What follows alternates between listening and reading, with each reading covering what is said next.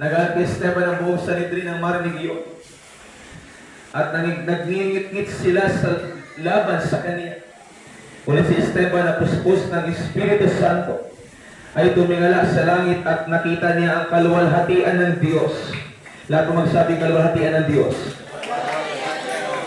At si Jesus na nakatayo sa kanan ng Diyos. Kaya sinabi niya, verse 56, nakikita kong bukas ang kalangitan at ang anak ng tao na nakatayo sa kanan ng Diyos. Tinakpan nila ang kanilang tainga, verse 57, at nagsigawan. Pagkatapos sabay-sabay nilang sinugod si Esteban at kinalagkat palabas ng lungsod upang batuin. Inilagay ng mga saksi ang kanilang mga balabal sa paanan ng isang binatang nagngangalang Saulo. It is an old name of Apostle Paul. And verse 59, at pinagbabato nila si Esteban na nanalangin naman ng ganito, Panginoong Yesus, tanggapin mo po ang aking espiritu. Verse 16, lumuhod si Esteban, sumigaw ng malakas, Panginoon, huwag mo po silang pananagutin sa kasalanan ito. At pagkasabi nito, siya'y namatay. Chapter 8, verses 1, 3, and 4. Next slide. Kaya kasang-ayon si Saulo sa pagkapatay kay Esteban. Ilang araw na iyon, nagsimula ang mahigpit na pag-uusig laban sa iglesia sa Jerusalem. At maliban sa mga apostol, ang lahat ng sumasampalataya ay napunta sa iba't ibang lugar sa lupain ng Judea at Samaria. Verse 3, samantala, sinikap ni Saulo na wasakin ang iglesia. Pinapasok niya ang mga bahay-bahay at ang mga mananampalataya ay kanyang kinakaladkad at ibinibilanggo, maging lalaki man o babae. Take note ang verse 4, dahil dito nagkahiwa-hiwalay ang mga mananampalataya sa iba't ibang lugar, ngunit saan man sila makarating ay pinapangaral nila ang salita ng Diyos. Hallelujah, pagpalain ng Panginoon at kanyang mga salita, mga kapatid. Pinamagaan ko po ito, that's not the end of the story. Nawala yung electricity natin, mga kapatid, but that's not the end of the story. Hallelujah. Hindi katapos ang lahat noon, mga kapatid. Nagpapagod ang Panginoon ng source of electricity sa atin, mga kapatid. Pinapatunayan lang ng ating Panginoon kung gaano kabigat ang mensahe niya ngayon para sa ating mga anak ng Diyos, mga kapatid. Pinapatunayan lang ng ating Panginoon kung gaano kalaki ang impact magaling na mensahe na sa ng ating Panginoon. Sirs, that's not the end of the story. Sabi natin sa ating katabi. Hindi, kaliwa man o kanan. Hindi pa nagtatapos siya ng kwento. Sige po, kung alam natin meron sa pinagdadaanan, sabi natin sa kanya. Ayusin natin mga kapatid. Yung may seryosong pangungusap, sabi natin, kapatid, hindi nagtatapos dyan ang kwento mo. Hindi nagtatapos dyan ang kwento. Hallelujah. Ikaw man ay financially unstable, ikaw man ay na-bankrupt, ikaw man ay nanghina, bumagsak sa pananampalataya, ilista mo lang lahat. But that's not the end of the story. Hindi nagtatapos ng lahat dyan, mga kapatid.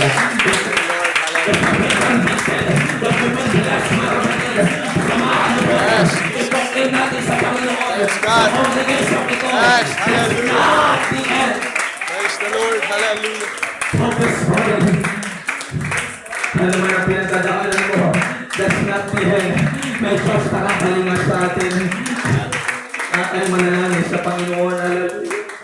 Dakilang Diyos, wala pong makakahadlang sa amin ngayong umaga.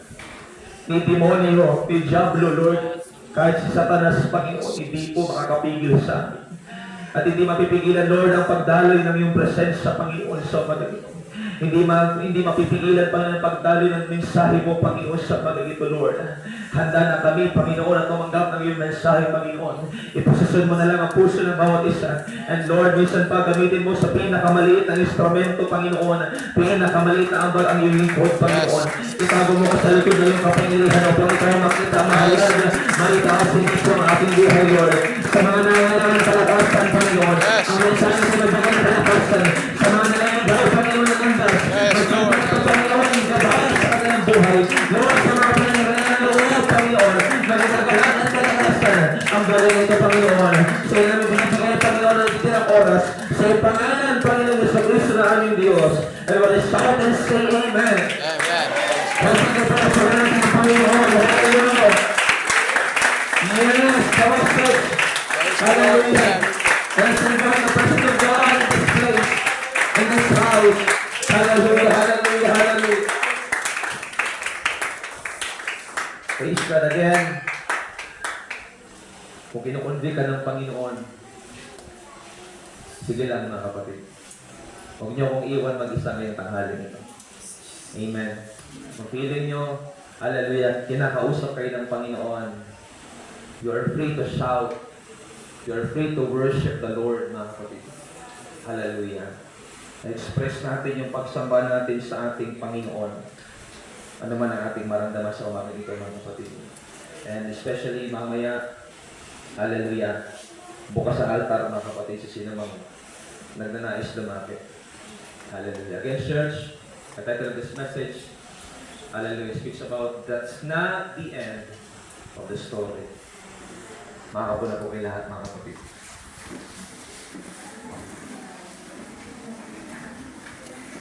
Nabasa po natin ang talata na kung saan ay nandoon yung karakter ni Esteban. Si Esteban, mga kapatid, ay isang mananampalataya ng ating Panginoon. Sa katunayan, siya po ay isa sa mga napili ng mga apostol para maging isa sa mga pilar o haligi ng iglesia. Kung malaman bago pa Tagalog ito, mga kapatid, isa sa mga diakono ng iglesia noong unang panahon ng mga apostol, mga kapatid.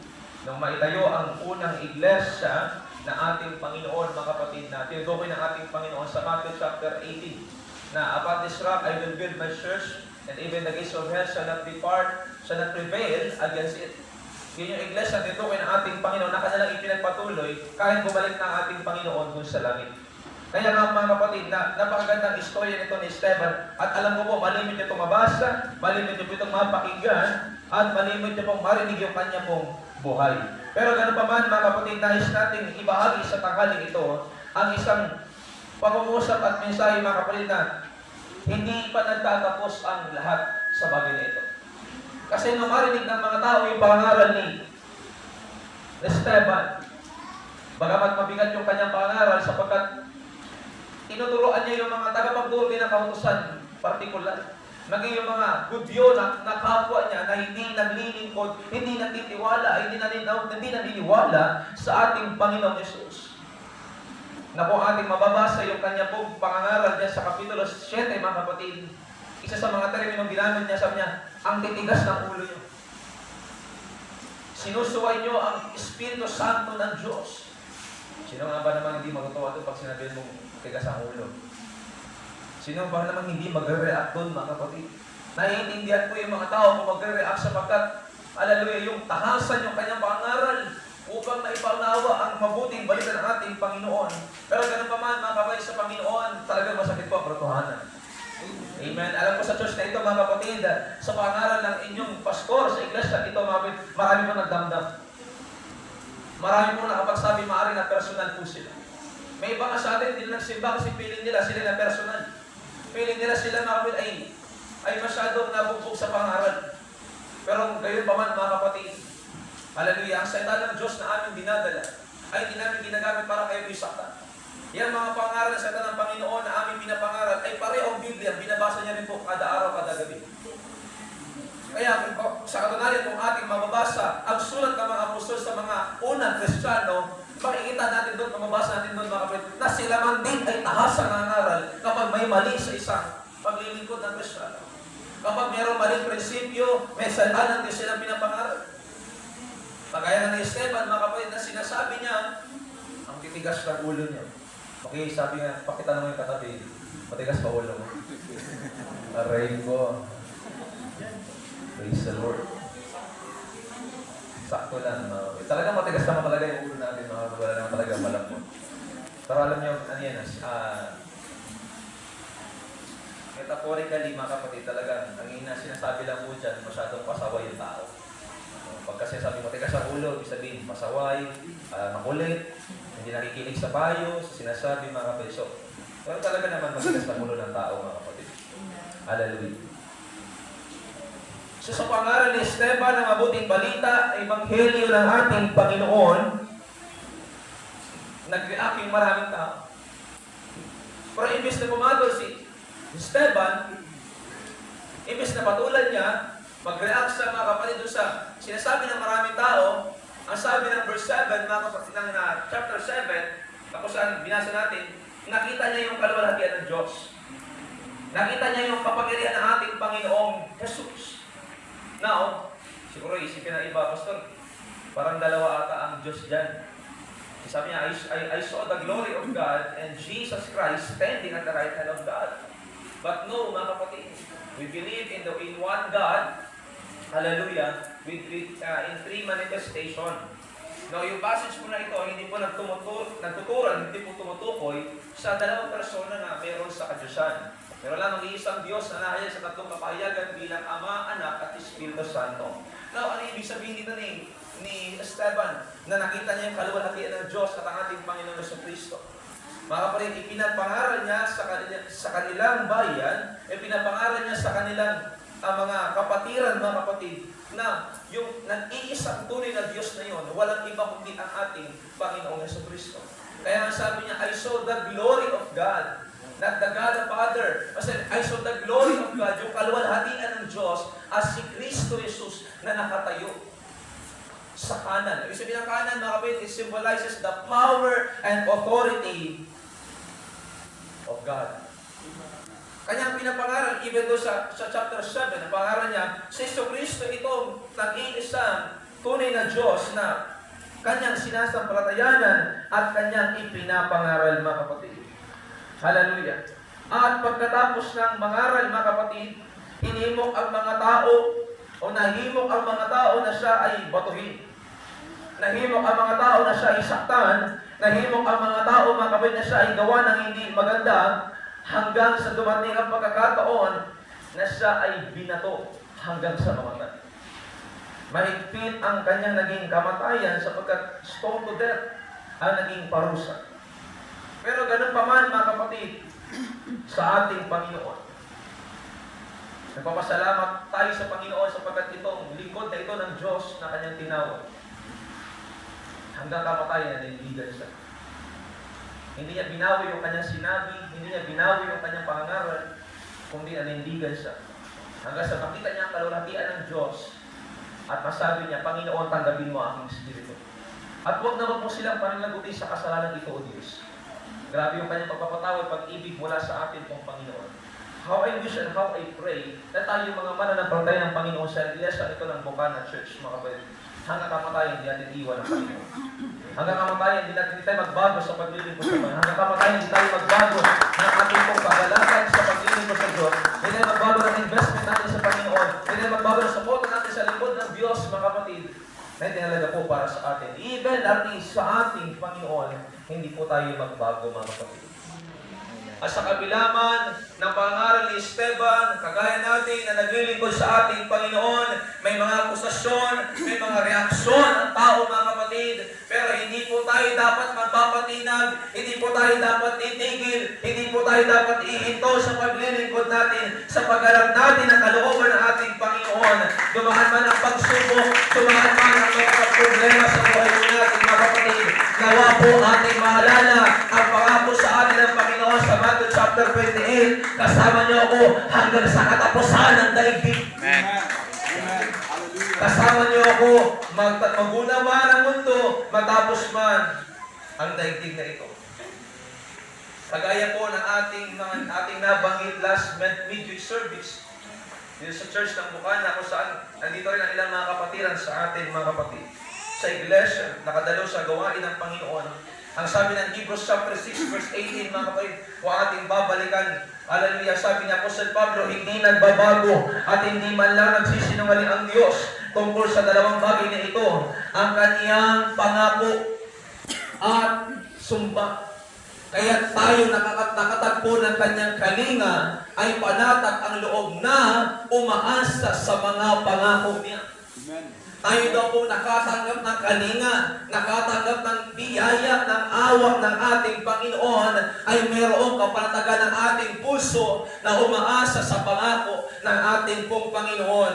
Kaya nga mga kapatid sa Panginoon, hindi tayo dapat titigil, hindi tayo dapat tumigil sa ating paglilingkod sa Panginoon kahit ano man po ang mangyari. Maaaring wala pa tayo sa ganoon ang tukdulan ng buhay natin na sinusubok ang ating pananampalataya na hanggang sa dumating na para tayo mamamatay na nasa bingit na tayo ng kamatayan. Ngunit kahit wala pa tayo doon o kahit nandun man tayo mga kapatid, huwag pa rin tayo hihinto, huwag pa rin tayo susuko. Hindi lamang tayo magsisimba, kundi yung ating level ng pag-ibig, pananampalataya sa Diyos, ipagpapatuloy po natin mga kapatid. Amen. Hallelujah. Kung hindi po garantiya na tayo pinagsisimba, mahal pa rin natin ang Panginoon. Maybe mga kapatid, not to hurt someone or somebody, pero mayroon iba sa atin nagsisimba na lang kasi nahihiyan na lang tayo bisitahin ng pastor. May iba sa atin nagsisimba na lang kasi ayaw tayong mapansin ng kapatiran bakit hindi ka nagsimba. Pero ganun pa man mga kapatid, magsimba ka pa rin, sumamba ka pa rin, ano man ang kalagayan, ano man ang nararanasan po natin sa ating buhay. Why? Nakatagpo tayo ng kalinga, ng biyaya ng ating Panginoon. Ano ang dahilan para tayo sumuko? Ano ang dahilan para tayo tumigil sa paglilingkod natin sa ating Panginoon? Nakakalungkot nga lang kung isipin na kung kailan tayo sinusubok, doon tayo mga kapatid, mas pinanghihinaan ng loob. Yung mga narinig nating pangaral, nababasa nating mga lakhalain, mga napapanood nating mga words of encouragement mula sa salita ng ating Panginoon, ibig sa mga motivational speaker na narinig natin mga kapatid, ay pagkatapos na tayo subukin at pagka sinusubok na tayo mga kapatid, kinakalimutan natin yung mga bagay na yun.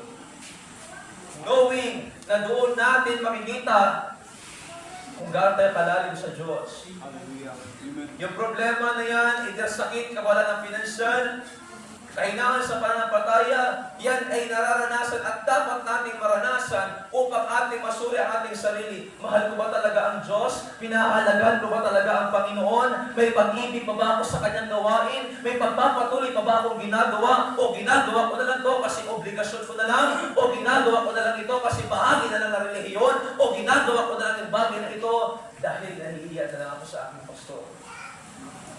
Hallelujah. Praise the Lord. Sabihin mo sa iyong katabi, tulungan ka ng Panginoon kapatid. Kung may ganun mga kalagayan sa buhay natin, tulungan tayo ng Panginoon.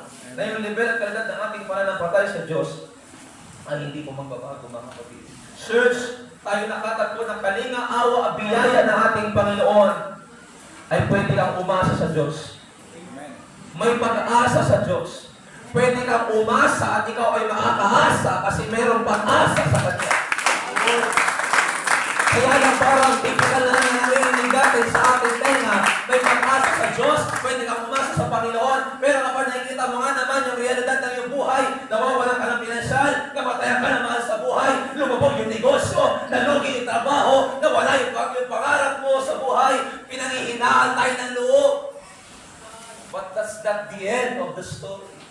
Praise God. Hindi nagtatapos ang lahat sa bagay na yan. I remember this church, mga kapatid, I was in a elementary days or high school days, hindi pa ito yung iglesia ito. Tinatna namin ang iglesia ito na nababalot ng lungkot at hindi may paliwanag na kalagayan. Ang impression siguro marami ng iba sa atin ng mga kapatid na kasama ng aking mga pamilya that time year 2004, Pastor, parang wala ng pag-asa lumago ang iglesia ito. Pastor, marami na tayong mga kasabayan ng iglesia sa lugar na ito, tingin ko hindi na tayo magikilig. But that's not the end of the story. Praise the Lord. Hindi natapos ako ito doon. Hallelujah. Church, sa mga nakaabot doon that time, hindi natapos yung bagay doon. Hallelujah. Amen. Naging ganito ang iglesia nito dahil merong pinagong storya ang Diyos. Praise the Lord. Naging ganito ang iglesia nito mga kabit dahil pinatunayan ng Panginoon, hindi pa ako tapos. May mga na-convert sa mga maganda ng iglesia nito. May mga na-baptize sa mga maganda ng iglesia nito. May mga na-convert. Meron na tumanggap sa Panginoon dahil sa iglesia nito. Ngayon pa lang, doon na natin mapatunayan. That's not the end of the story.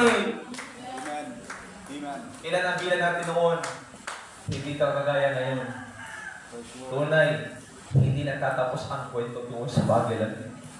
Hallelujah. Kung ang tao nagsasawa, kung ang tao nagbabago, kung ang tao sumasala, ibahin mo ang Diyos. Amen. Kung ang tao, kamag-anak mo, sinabihan ka, kung ang doktor, sinabihan ka, wala nang pag-asa yan, ibahin mo ang Diyos. Praise the Lord. Amen. Ibahin mo ang Diyos. Hallelujah. Hallelujah. Kung ang tao magsasabi, wala nang way out para makalis kayo dyan, ibahin mo ang Diyos. Let me remind you, kapatid, sa iyong Diyos ng panahon ni Moises, inalalayan ang bansang Israel, makatawasan ang Diyos pangako. Sa iyong Diyos, na umalalay sa Israelita, nakatawid lang ng ilong Jordan, is the same God who made the way. Sa iyong Diyos, na tumulong sa kanila nung pabagsakin ng Diyos yung Jericho wall. Sa Joshua chapter 6. Amen. Hallelujah. Kaya mga kapatid sa Panginoon, may pag-asa sa ating Diyos.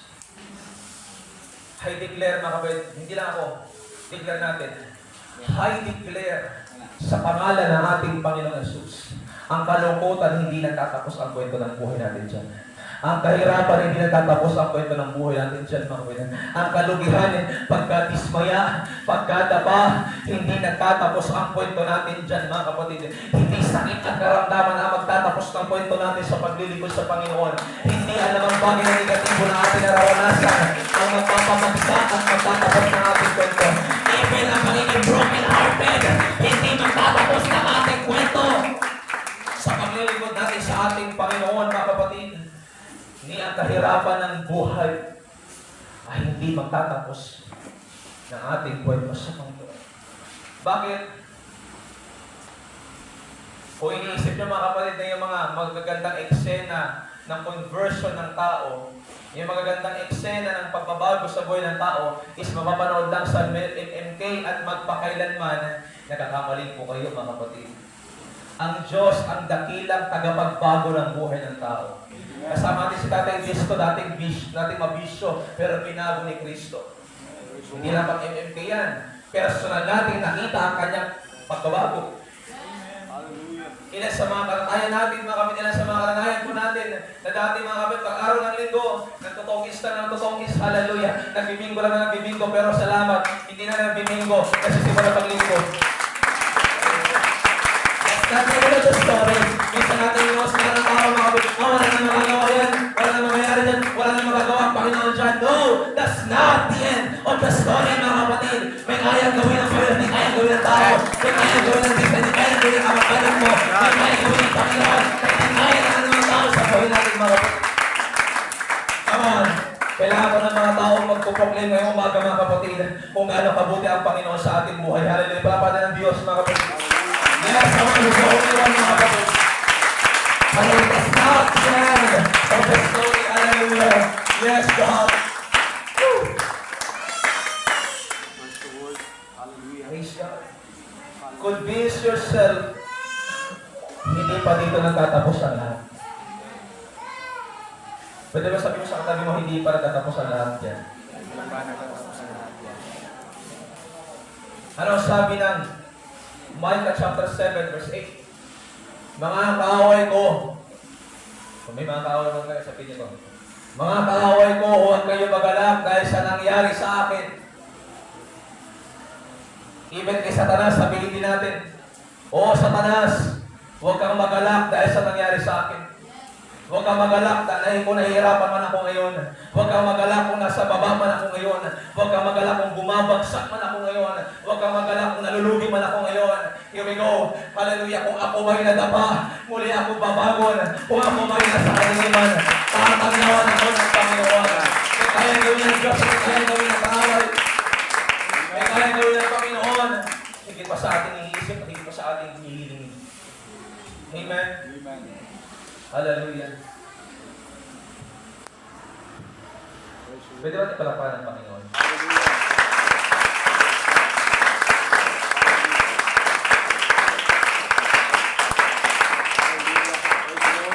Alam ko ito today. Parang kayo ang mga pagdaan. Okay lang po kayo. Amen.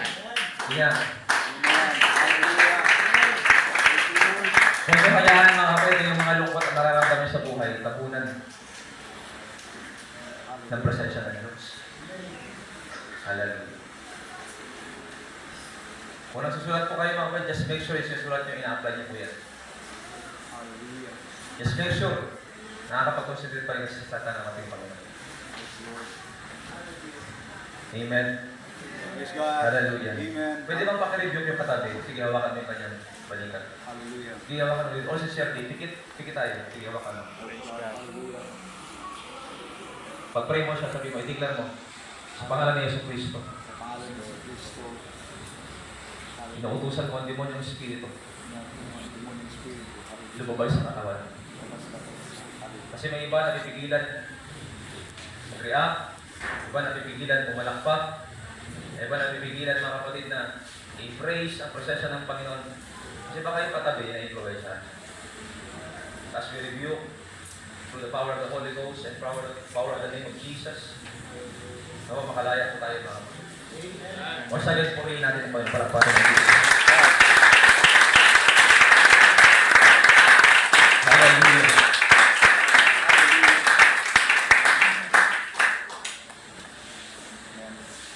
Hindi sumuko si Esteban, mga kapatid, sa kanyang pangangarap paglilingkod sa ating Panginoon. Hindi siya nagsawa mag-proclaim sa Panginoon.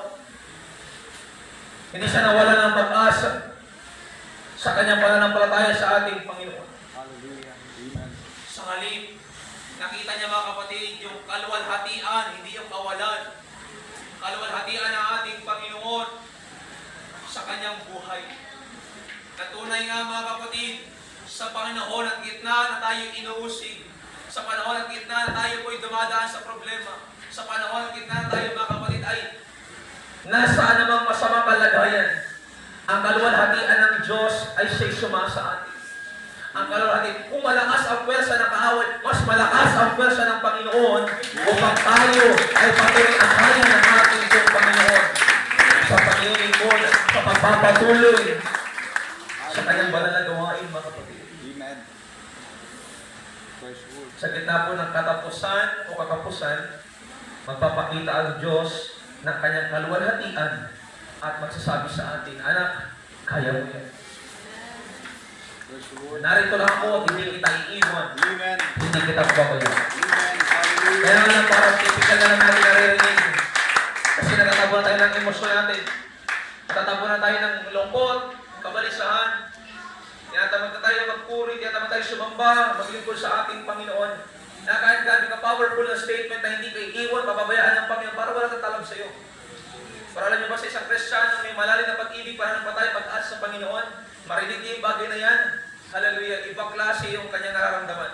Amen. Praise Ay the hindi Lord. lamang talata ng Biblia, hindi lamang sa praise. Kasi sabi ng nangaral, kundi para sa kanya, isa tong statement na magbibigay sa kanya ng pag-asa. Amen. Hallelujah. How I wish and how I pray ang Bukana Church, mga kapatid, na nanatili pa rin po sa ganoong pag-asa. Praise God. Na kapag naririnig natin sa pangaral ng ating pastor, hindi kayo iiwan ng Diyos, naniniwala pa rin kayo. Amen. Bilib Amen. na bilib pa rin kayo. Praise the Lord. Umaasa pa rin kayo sa buhay ng ating Panginoon. Hallelujah.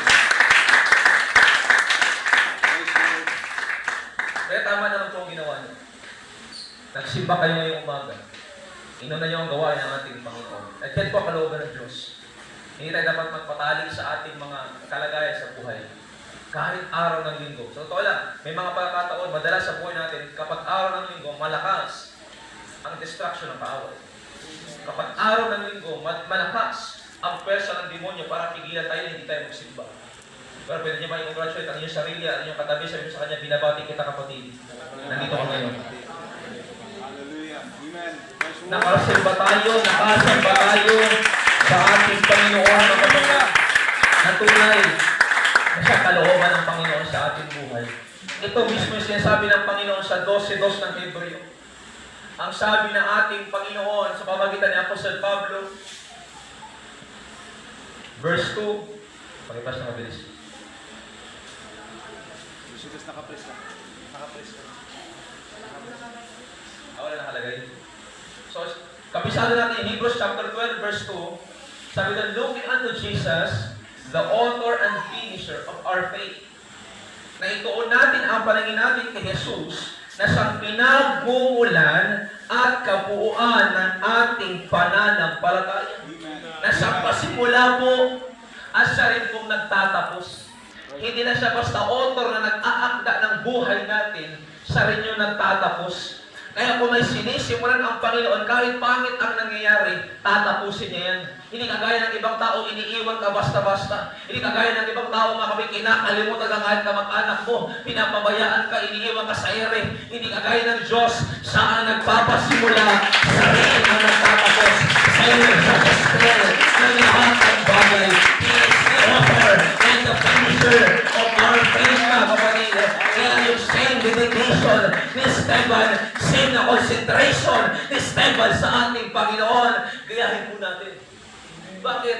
Kasi kapag nakita natin ang kapangyarihan ng Diyos at kaluwalhatian ng ating Panginoon, may galak na hindi mo maipapaliwanag kung saan ang gagaling at saan nagmumula. Amen. May kapatagan ng puso, kapayapaan ng puso, na kahit hindi pa nasisipoy mahal ko sa buhay, yung panatag ang puso ko na maglinis ako sa Panginoon. Kahit na wala pang sagot sa ngayon, ang Panginoon sa buhay ko, gagawa at gagawa ng paraan ang Panginoon. Amen. Why? Kasi pinananampalataya mo sa buhay mo na siya yung nagpasimula, siya rin ang magtatapos. Praise the Lord. Amen. Kailan ba tayo nagkaroon ng problema pagsubok na iniwan tayo ng Panginoon? Wala maglalakas loob sa atin ngayong umaga magsabing, isa siya doon. Na iniwan siya ng Panginoon, pinabayaan siya ng Panginoon. Wala po tayong masasabing ganyan. Kasi alam natin at ramdam natin, tinulungan at tinutulungan tayo ng Panginoon every time na problema tayo. Amen. Amen. I know, walang malakas loob sa atin. Nung nagsabi, Pastor, hindi naman totoo yung sinasabi ng salita ng Diyos. Alam ko, makakaramdam ka ng takot na kapatid. Kasi alam mo sa sarili mo at hindi mo mapapasubalian at hindi mo mapasinungalingan ang kapangyarihan ng Panginoon sa iyong buhay, mga kapatid. Hallelujah. Let me remind you, mga kapatid, siya yung Diyos na may kakayanan ng lahat ng bagay. Siya yung Diyos at aking Diyos na pinaglilingkuran na kayang gumawa ng imposible at mahirap na sitwasyon sa ating buhay. Siya lang naman yung Diyos na nagpapadala sa ating karamdaman. Siya lang yung Diyos na nag-aalayo sa ating buhay. Siya yung Diyos na nananatili kahit iniiwan tayo ng ating kaibigan, ating kamag-anak. Siya yung Diyos na ating pinaglilingkuran na ating pong kasama hanggang sa pagbabalik po niya, mga kapatid. Amen. Amen.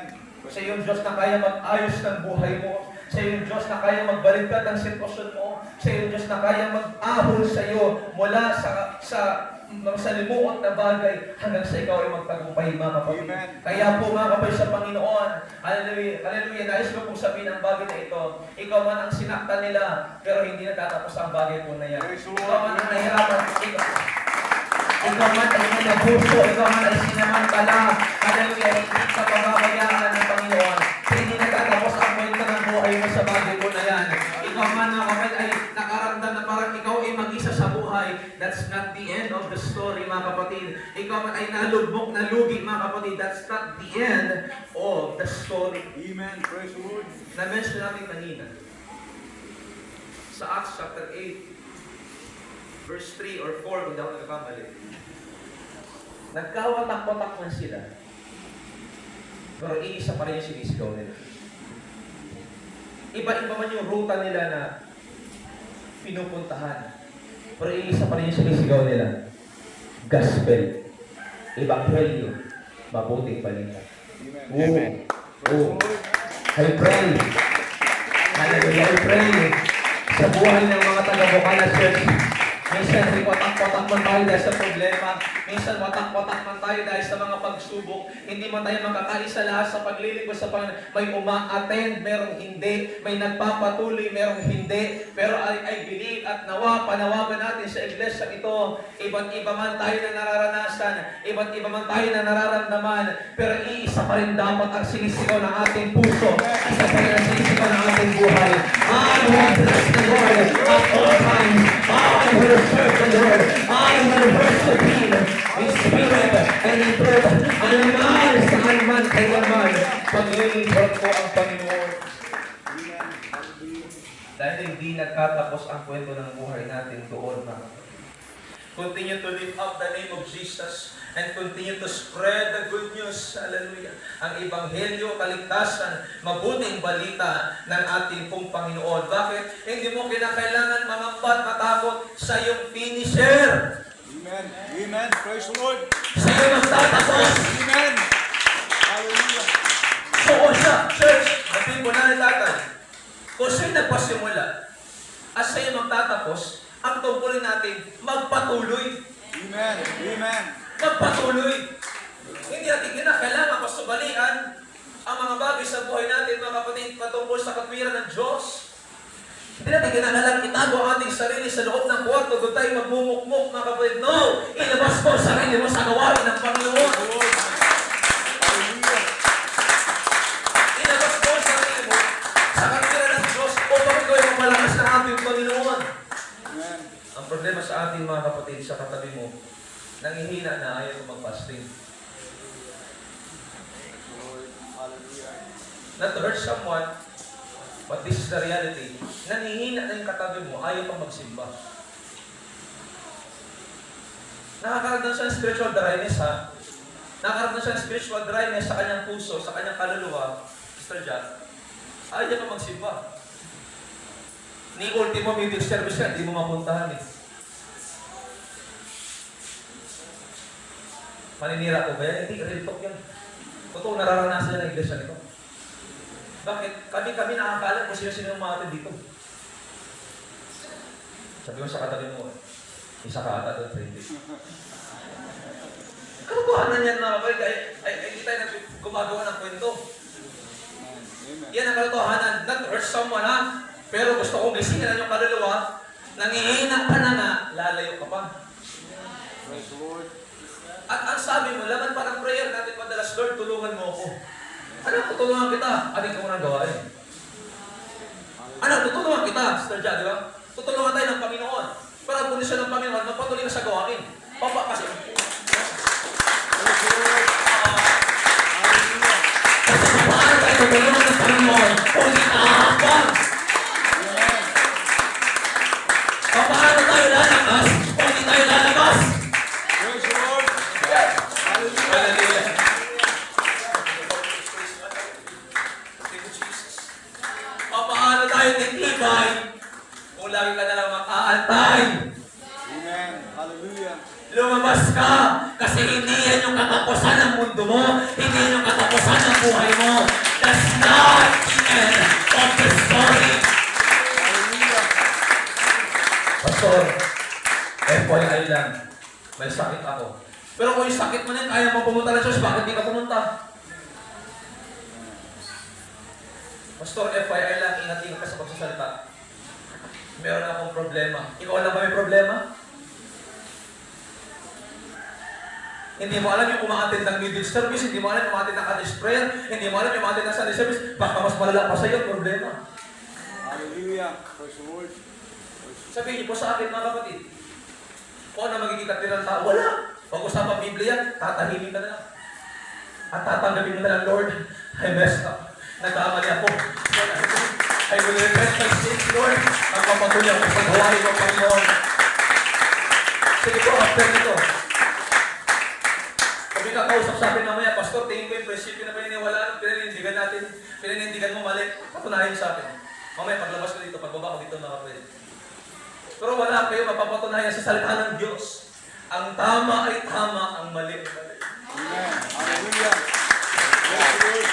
Hindi ako malisya, hindi ako manginginig ng pangalan ng katotohanan, mga kapatid. Sapagkat tayo, sabi na ni Brother Lodi kanina, tayo nasa huling araw na. Hallelujah. Amen. Ang lahat ng Kristiyano ay kailangan ihanda ng lingkod ng Diyos. Kaya may mga tayo masakit man sa amin, sabihin yung pangaral. Kailangan namin sabihin kasi kung hindi ka masasaktan, hindi ka mababago. Amen. Amen. Kung hindi ka masasaktan, kung hindi mo matatanggap, hindi ka makakaisip magbago. Amen. Hindi mo rin makikita yung pagkakamali mo Praise the kapag Lord. hindi sinabi sa iyo. But praise God sa mga kapatid sa iglesia nito, tanggap ang pagtuturo, tanggap ang pag-sarili ng alalay, tanggap ang salita ng ating Panginoon. At tingnan mo naman ang sarili mo, nasaan ka ngayon, saan ka dumadala ng ng pagtanggap mo ng salita ng Panginoon. Saan ka dinadala? Hallelujah.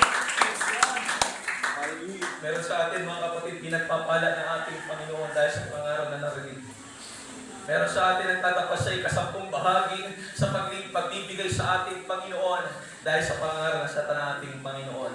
Hindi kami titindig dito kung walang nagbago sa buhay mo. Hallelujah. Amen. Amen. Hindi kami mananatili mangaral na sa ating Panginoon kahit mabigat ako sakit kung wala naging epekto sa buhay mo. Sa mga naka-epekto sa buhay nila, purihin ang Panginoon ng Diyos. Come on, hallelujah. Let's praise the Lord, mga kapatid. Hallelujah. Habang buhay natin pasalamatan, salamat kay Pastor kami, Panginoon, na nagtuturo ng katahanan, nagtuturo ng masakit, nagtuturo ng bigat, Lord. Thank you, Lord, may Pastor kami, sa iglesia nito, Panginoon, nagtuturo sa amin, Lord, ng katahanan, ng aking Panginoon, ano man ang kalagayan namin sa buhay, tinuturuan kami. Hallelujah. Praise the Lord. Amen. Amen. Hallelujah. Praise the Lord. Kahit disiplinahin ka ng pastor mo, kahit disiplinahin ka ng Panginoon, huwag kang titigil. That's not the end of the story. Hallelujah, come on. Hallelujah. Mga kapatid, kaya di ba may fivefold ministry sa Ephesians chapter 5, o Ephesians chapter 4. Meron daw tinawag ang Panginoon, tinalaga ang Panginoon na propeta, evangelista, guro, pastor. Hallelujah. Evangelista, pastor, guro, propeta, apostol. Praise God. Itinalaga yan sa buhay natin upang maging gabay. Amen. Amen. Ang problema sa atin, mga kapatid, pag tinuturuan tayo na sa ng ating Panginoon, yung nagsisilbing gabay, inaaway. Hallelujah. Amen. Hallelujah. Sino pa mga kapatid? Amen. Praise God. Kaya nga naging gabay. Hallelujah. Para yung mali natin, mai-review. At yung mali, at hindi tamang prinsipyo, mailantad. Para hindi ka manatili sa bagay na yun. Kasi hindi ka pagpapalain ng Panginoon kung nasa mali kang prinsipyo. Sino ba ang tinalaga ng Panginoon sa iglesia? Pastor. At hanggang tama ang pinapangaral ng pastor, sundin po ninyo unless mali. Pero hanggang tama ang pinapangaral ng pastor, nasa Biblia ang pinapangaral ng pastor, sino tayo para hindi magpasakop? Amen. Kami nga bilang pamilya, nagpapasakop kami sa aming tatay. Praise the Lord. Sa polisiya, patakaran niya sa loob ng bahay. At since siya yung magulang sa iglesia ito, siya mga kapatid ang dapat nating sundin. Pangalawa sa Diyos. Ang Diyos ang ating unang mamahalin. Pangalawa siya bilang itinalaga ng Panginoon. Hallelujah. Ang problema sa atin mga kapatid, yung gabay, inaaway. Imbis na pasalamatan natin mga kapatid, nagreklamo pa tayo. Pero kung pwede ba yung mga kinoconvict dito ng Panginoon every time nangangaral yung pastor nila? Let us shout hallelujah. Hallelujah. Lord. Hallelujah. Sa mga nakakapos kayo, dito rin ng Panginoon. Praise the Lord. Hallelujah. Praise God. Praise God. Na kahit may mga pagkataon mga kapatid, nabibigatan tayo sa buhay at nakakatanggap tayo ng pangaral na mabigat din. Kaya nagpapasalamat tayo sa Panginoon. Amen. Amen. Amen. I know, hindi ko kailangan bilangin, hindi ko kailangan ilista. Meron dito, mga kapatid, at kinukonvict ng Panginoon. At nagpapasalamat sila. Every time may ganoong pangaral, nagpapasalamat sila sapagkat binabago sila ng Panginoon. Hallelujah. At dinadala sila sa totoong pagpapala Praise the Lord. ng kadalang Diyos. Hallelujah. Because that's the end of the story. Hindi natapos po dyan ang kwento ng atin pong buhay mga kapatid. Nabanggit nila si Pauli, Apostol Pablo. Na ang sabi doon ng Acts chapter 7 and Acts chapter 8, isa siya sa may kinalaman sa kamatayan ni Esteban. Isa siya mga kapatid sa may kinalaman kung bakit na binato hanggang sa mamatay si Esteban. But look at Paul, ginamit siya ng Diyos. Amen. From being Saulo sa pagiging Pablo. Mula sa pag-uusig ng iglesia hanggang sa pangangaral ng Ebanghelyo ng ating Panginoon, ginamit siya ng Panginoon. At yung kalahati ng New Testament, siya ang nagsulat ng mga. Amen. Yan ang yung impact. Kaya kung ikaw man nagkamali sa buhay, that's not the end. Kagaya ka man ni Paul, pasaway, inuusig mo yung iglesia, nagtatawanan mo yung kapalit mo, nangangaral, nagtatawanan mo yung kapalit mo, naglilingkod sa Panginoon, kaya tawanan mo siya sa paglilingkod niya, sa kanyang pagpupuri sa Panginoon. Naniniwala ako, hindi pa yung katapusan ng buhay mo, babaguhin ka pa rin ng Panginoon. Aalalayan ka pa rin ng ating Panginoon. Actually, hindi lang si Paul ang nakaranas, mga kapatid, ng pagbabago at pagtulong ng Panginoon. Naalala ko si Jonas, na mula sa siya ng isda, nung siya'y tumawag sa ating Panginoon, iniluwal siya pabalik ang Nineveh. Naalala ko si Daniel, nung siya ay nanalangin sa Panginoon, sa kabila ng patakaran ni Darius, na walang mananalangin sa kanilang Diyos, iyan nanalangin siya. Dinalaman siya sa leon, na puno ng leon, nagpadala ang Diyos ng anghel. Amen. Hallelujah.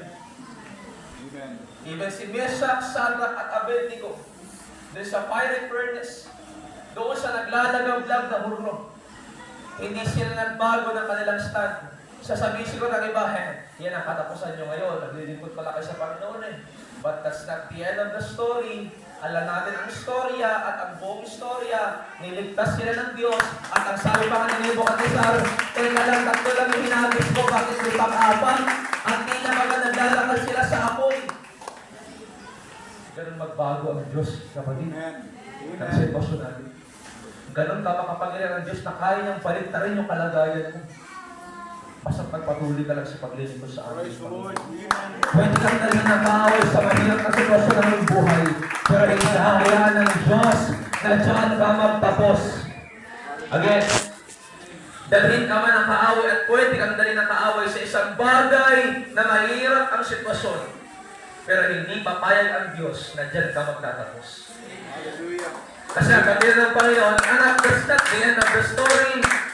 Pagtiwalaan mo ako na kaya mong baliktarin yung kalagayan mo. Kaya kitang pasayahin kahit malungkot ka. Kaya kitang pagalingin kahit may sakit ka. Kaya ng ating po, Panginoon ng Lord. Hallelujah.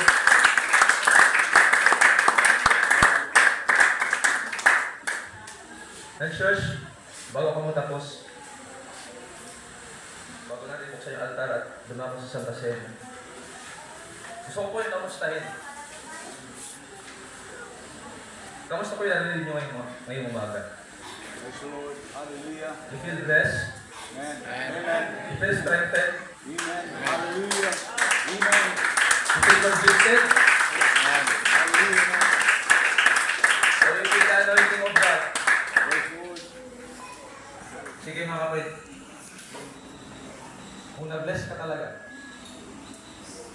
pwede pag-i-bless mo rin yung katabi mo. Hallelujah.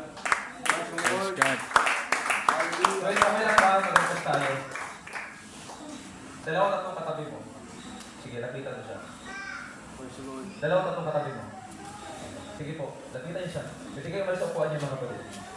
If you feel blessed, hindi ko po kayo pinipilit, pero if you feel blessed, sige. Bless. Hindi mo sa dito sa pitan mga kapatid. Lapitan mo yung dalawang tao, ang kapatid na katabi mo. Sige po. Huwag kayo mahiya. Hallelujah. Again, hindi kami pinipilit. Pero sa mga interested, sige. Dalawang tatlong katabi mo. Praise God. Pwede bang i-convince mo siya? Hallelujah. It's either hawakan mo yung kanyang likod, hawakan mo yung kanyang kamay, Hallelujah. pero i-express mo sa kanya. Kung hindi mo man alam yung buong istorya, bakit siya nangihina, kung ano yung nagdadaanan niya. Praise God. Sa pamamagitan ng simple paghawak mo sa kanya. Pwede ba sabihin mo sa kanya, kapatid, hindi pa nagtatapos ang lahat ito. Hallelujah. Sige, silipin lang din ang bayan ito mga kapatid. Hallelujah.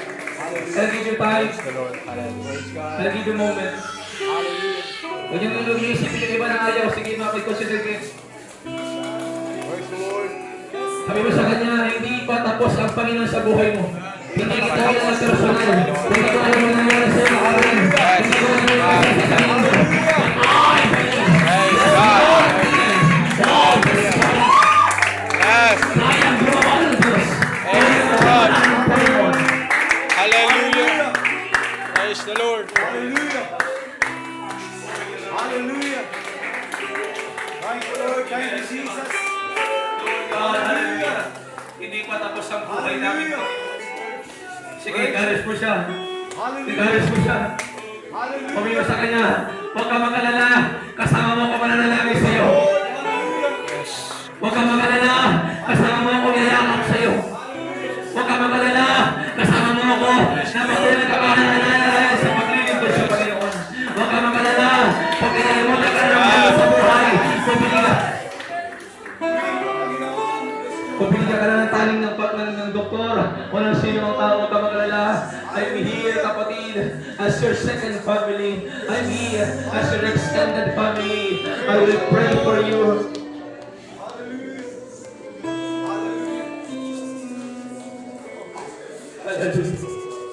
Sabi mo sa kanya, wala kang magagawa sa Satanas sa problemang yan.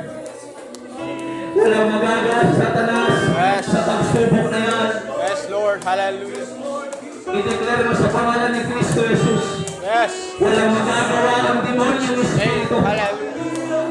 Sige, pwede nyo lapitan yung Praise mga God. kapitan. Hallelujah. At i-convince nila, i-proclaim sa kanila, hindi patapos ang Panginoon sa buhay mo.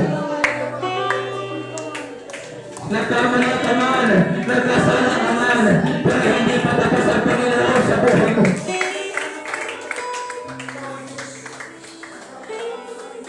Yes, God. God. Praise the Lord.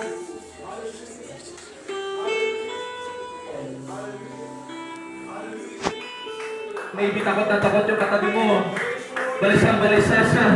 At hindi niya alam kung anong gagawin niya. Sabihin mo na sa kanya, hindi pa nagtatapos ang kwenta ng buhay mo dyan. In Jesus' name, hindi pa tapos ang Panginoon sa kalagayan mong yan. Pagtiwalaan mo ang Panginoon, kaya niyang baguhin yung asawa mo, kaya niyang baguhin yung anak mo. Basta din! Yes. Hallelujah. Yes, Lord.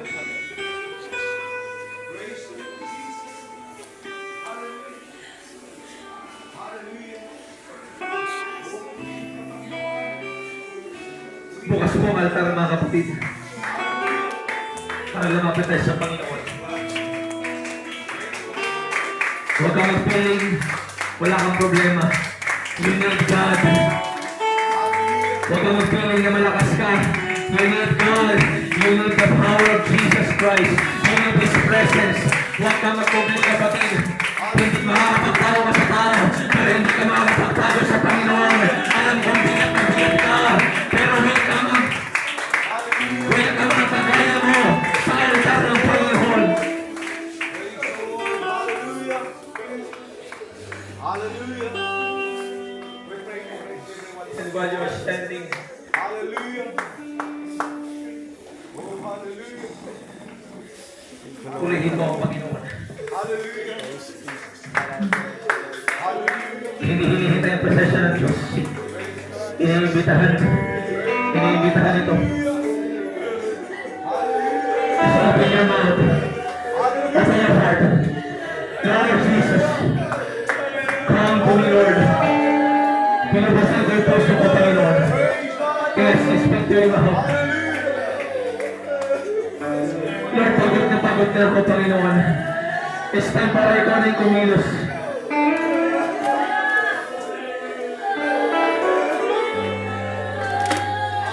Lord, hindi ko kaya. Ikaw ang pinalang ko, Panginoon. Kaya huwag kang mahiya. Huwag kang mahiya. Ikaw na nasa likod. Lahat tayo sumama sa Panginoon. Pasa tayo kamay sa ating Panginoon. Pasa natin puso sa Panginoon. We need God.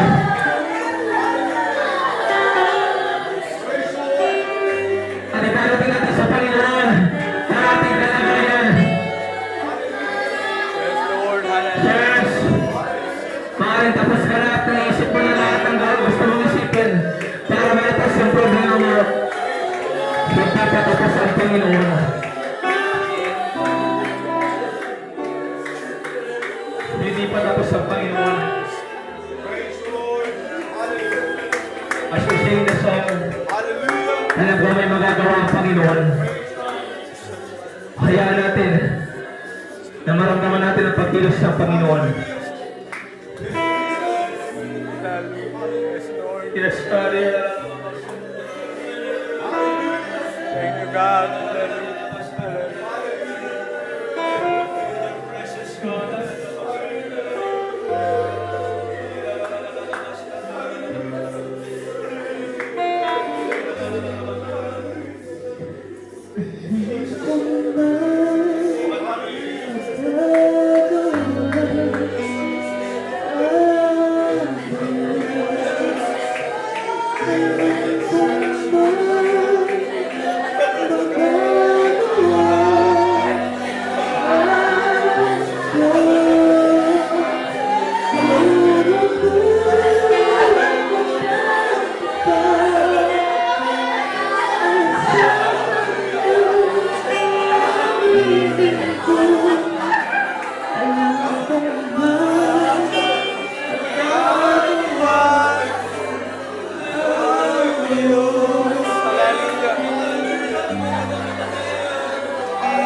Hallelujah.